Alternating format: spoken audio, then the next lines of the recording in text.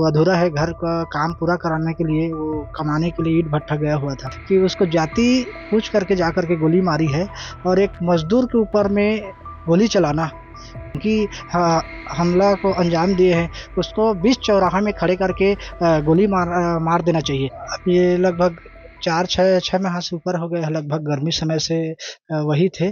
और ये बगल में जो घर बनाने का जो दिख रहा है वो उसी का है। तो अधूरा है, घर का काम पूरा कराने के लिए वो कमाने के लिए ईंट भट्ठा गया हुआ था।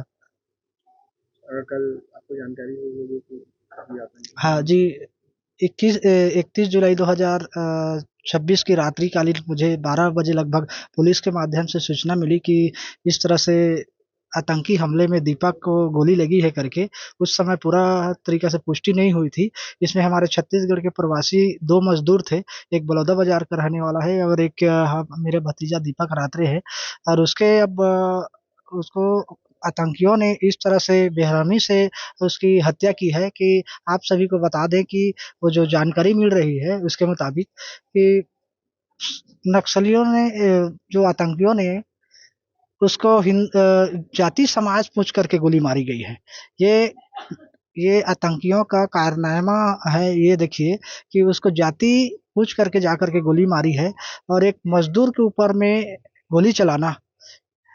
तो ये कहता हूँ मैं शासन से इसके अनुरोध करता हूँ कि इस तरह से जो घटना के बाद में हम इस घटना की कड़ी निंदा करते हैं और इस तरह से जो आतंकी हमला को अंजाम दिए हैं उसको बीच चौराहा में खड़े करके गोली मार देना चाहिए, ताकि किसी भी दीपक या कोई भाई या कोई भतीजे किसी के साथ भी इस तरह से और दोबारा पुलवामा हमले की घटना की जैसे कि आज की पुलगांव की घटना जैसे अंजाम ना हो। और मैं ये कहूँगा कि शासन प्रशासन से कि आज दीपक के जाने के बाद में घर परिवार में उनके कोई नहीं है, तो उनको घर परिवार के लिए एक आर्थिक अच्छा सा सहायता राशि दी जाए। और एक भाई विकलांग है और उसके पिताजी भी नहीं है, तो एक विकलांग जो भाई है उसको एक शासन की तरफ से सरकारी नौकरी दी जाए, ताकि उसका भी परिवार का पालन पोषण अच्छा से हो सके।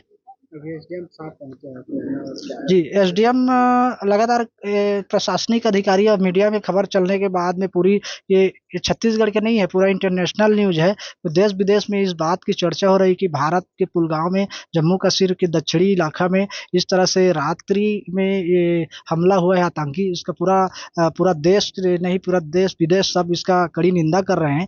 तो इसी का ये प्रशासनिक अधिकारी हमारे बीच में ये पहुंच रहे हैं कि लगातार ये आश्वासन दे रहे हैं कि जब छत्तीसगढ़ शासन और अधिकारी मिल करके आप लोगों को जो भी परिवार वाला चाह रहे हैं तो इसके हम लोग प्रयास कर रहे हैं कि जल्द से जल्द आप लोगों के बीच में पार्थिव शरीर यहाँ पहुँच सके। अभी ऐसे कुछ जानकारी में दीपक का शरीर यहाँ कब? जी, दीपक का शरीर यहाँ कब डेड बॉडी? हाँ, नहीं, यह दीपक का अभी अंतिम संस्कार तो अपना गांव बुंदेली में ही होना है।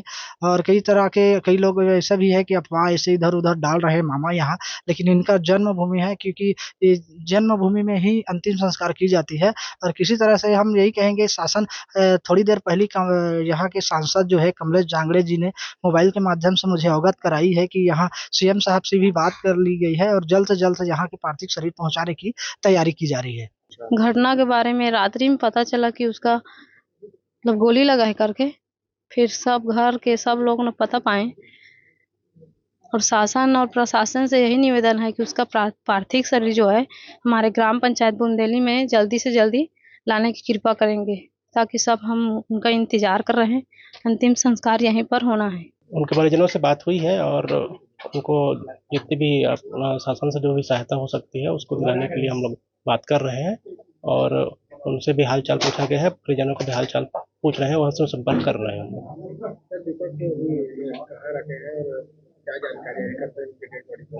अभी जस्ट उनके परिजनों से बात हुआ था, अभी जम्मू कश्मीर में ही है और उनके संपर्क साधा जा रहा है। अभी चर्चा चल रही है इसमें। प्रभातखबर.com, विश्वास वही, रफ्तार नहीं।